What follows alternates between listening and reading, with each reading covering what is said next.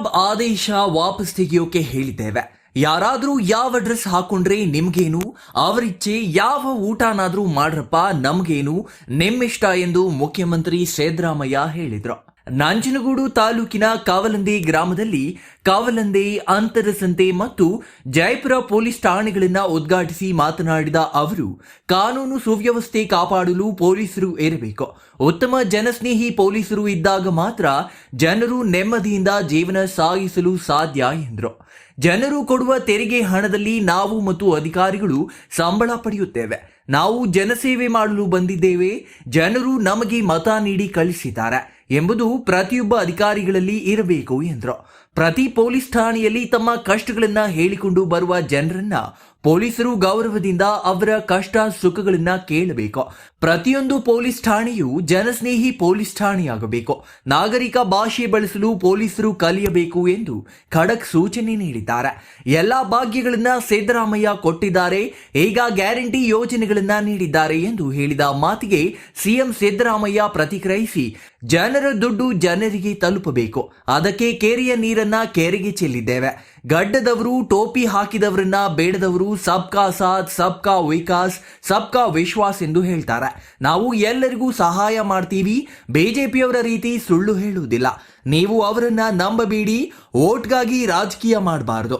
ಸುಳ್ಳು ಹೇಳುವವರ ಜೊತೆ ಎಚ್ಚರಿಕೆಯಿಂದ ಇರಬೇಕು ಎಂದು ಪ್ರಧಾನಿ ನರೇಂದ್ರ ಮೋದಿ ವಿರುದ್ಧ ವಾಗ್ದಾಳಿ ನಡೆಸಿದ್ರು.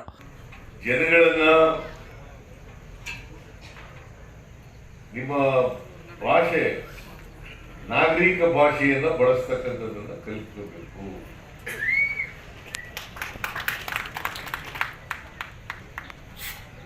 ನಾಗರಿಕ ಭಾಷೆಗಳು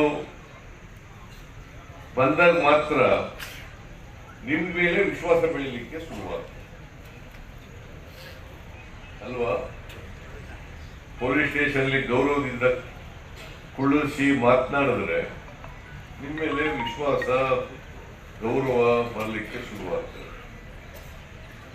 ನಿಮಗೆ ಒಮ್ಮೆ ಗೌರವ ವಿಶ್ವಾಸ ಬಂದ್ರೆ ನಂಬಿಕೆ ಬರಲಿಕ್ಕೆ ಶುರುವಾಗ್ತದೆ. ಇದು ಬಹಳ ಮುಖ್ಯ. ಪೊಲೀಸ್ನವ್ರಿಗೆ, ಪೊಲೀಸ್ ಠಾಣೆಗಳಿಗೆ ನಮ್ಗೆ ಅಲ್ಲಿ ಹೋದ್ರೆ ನ್ಯಾಯ ಸಿಗ್ತದಪ್ಪ ಅಂತಕ್ಕಂಥ ಭಾವನೆ ಬರುತ್ತೆ. ಪೊಲೀಸ್ ಸ್ಟೇಷನ್ ಇರ್ತಕ್ಕಂಥದ್ದೇ ನ್ಯಾಯ ಒದಗಿಸ್ಲಿಕ್ಕೋಸ್ಕರ. ಪೊಲೀಸ್ ಸ್ಟೇಷನ್ಗಳಿರ್ತಕ್ಕಂಥದ್ದು ದುಡ್ಡಿದ್ದವರಿಗೆ, ತರ್ಪ ಮಾಡೋರಿಗೆ ಅಲ್ಲ. ಯಾರು ದುರ್ಬಲ ವರ್ಗದವರಿದ್ದಾರೆ, ಆ ದುರ್ಬಲ ವರ್ಗದವರೇ ಕಾನೂನು ರೀತಿಯ ನ್ಯಾಯ ಕೊಡಿಸ್ತಕ್ಕಂಥ ಕೆಲಸವನ್ನ ಮಾಡ್ತಾರೆ. ಆಗ ಮಾತ್ರ ಸಮಾಜದಲ್ಲಿ ಕಾನೂನು ಸುವ್ಯವಸ್ಥೆ ನೆಲೆಸಲಿಕ್ಕೆ ಸಾಧ್ಯ ಆಗ್ತದೆ. ಅದು ಇನ್ನೂ ಮಾಡಿಲ್ಲ. ಅವ್ರು ಹೇಳಿದ್ರು, ಒಬ್ರು ಪ್ರಶ್ನೆ ಕೇಳಿದ ಮೇಲೆ ನಾವು ಸರ್ಕಾರ ಅದನ್ನ ವಾಪಸ್ ತಗೊಳ್ಳಿಕ್ಕೆ ಯೋಚನೆ ಮಾಡ್ತಾ ಇದ್ದೀವಿ ಅಂತ ಹೇಳಿದೆ. Kumar, CTV news, Nanjangud.